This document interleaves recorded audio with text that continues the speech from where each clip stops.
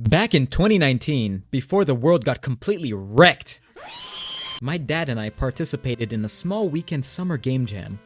We had 2 days to make a game, which was pretty stressful, but we were pretty optimistic since it was our first game jam. We ended up getting first place with our game called Pharaoh's Trap, which was a 2D platformer with an Egyptian theme to it. Afterwards, we discussed whether or not we should improve the game or just leave it as is. And after a few back and forths on the idea, we decided to just leave it and continue working on other projects.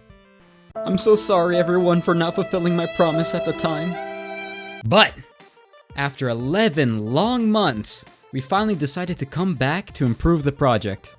Now, with more experience in game development, we believe we can take this game to a whole nother level. So let's take a look at what's there and see what we can improve upon.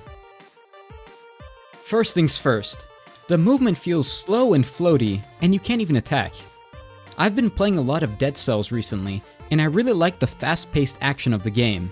So we'll make it feel more snappy and responsive, as well as adding an attack for the player, since you can't deal damage. Speaking of damage, taking damage also has bad feedback. All it does is fade the character in and out, which can cause people to lose sight of where the character is, and can be really bad when recording gameplay, like this example in Shovel Knight. The player straight up disappears. Another thing is, even though the name of the game is Pharaoh's Trap, there's not a lot of traps in the game itself. Just arrow traps, spikes, and falling blocks. We have to make sure to make the game fun and challenging to play. Also, enemies in the game are pretty brain dead, and just patrol back and forth, which, as you can guess, is boring. So I'm gonna give them a smarter AI and some varied attacks. And lastly, the game just ends in this area, but doesn't indicate that it's the end of the game, and is really anticlimactic, since this was when we started running out of time and just had to do a build of the game. Instead of ending like this, we're going to add a boss battle and credit screen so that it feels more like a complete game. So now that we have this checklist in mind, this first episode will be dedicated to us improving the player, with the other items on the checklist being future episodes. So make sure to hit that subscribe button so that you can stay up to date for when these videos go live. It's free anyways. With that in mind, let's get started improving the player.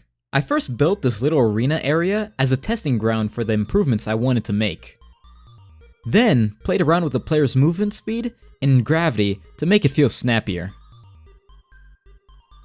I then put in a little delay that lets you still jump when you run off an edge. It's a little tricky for me to explain properly, so I'll use these new jump particles that I added to explain what I mean. You can see that I can still jump even though I'm not on the ground, which makes the game feel responsive, especially when going for risky edge jumps. Afterwards, I added the ability for the player to jump up and down floating platforms, because I wanted to add harder platforming sections in the future using those things. And I really hated slamming my face into these platforms when jumping around. Every single time! Anyways, I also like the squash and stretching that I added in my other video about making a 2D sandbox game in 72 hours, which you can check out by clicking the little eye in the top right. So let's add that in as well. Once I yoinked the code, I had to make some quick changes to the player controller to apply the squash and stretch.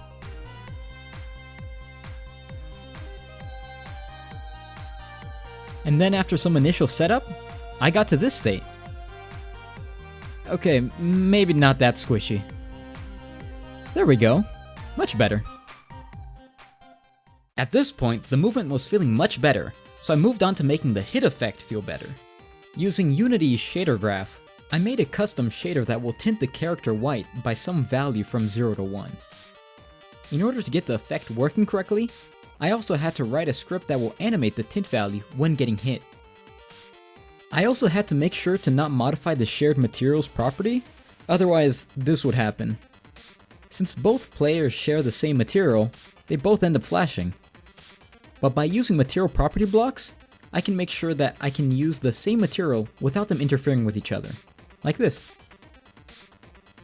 But when the effect was in the game, it still felt pretty meh. So I also added a particle effect, squashing, and some screen shake for more impact. Next up was adding an attack to the character so that you can actually kill some of the enemies. the player sprite has this cute little snake dude on the top of his head, so we figured we'd just make that thing shoot fireballs. It sounded pretty silly at first, but it works pretty well. It was pretty easy to implement as well, since I just ended up using the same component I used for the arrow projectile from the arrow trap. Although the fireball was leaving a lot to be desired, so instead of spending time making a bunch of particles, I went to the Unity asset store to see what I can find, and saw this. Epic Toon Effects. This pack has a ton of particle effects that I can use throughout the game, especially projectiles for the player, like lasers, lightning balls, rockets, and even nukes! Oh yeah, and that fireball effect that we were originally going for. Now that's a lot better looking than the previous version. And now that we have a way to damage enemies, we'll use this mummy enemy from the game jam as a target dummy for the player's attacks. Currently, the fireball just hits the mummy and does nothing. But all I have to do is add the same health component that I used from the player, and now the mummy can die.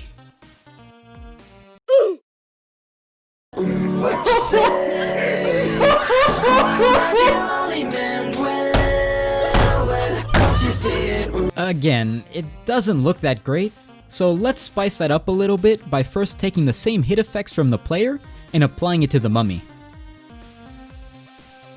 And to add that final bit of polish, we'll spawn some particles when the mummy dies. Perfect! And with that, we've reached the end of this episode.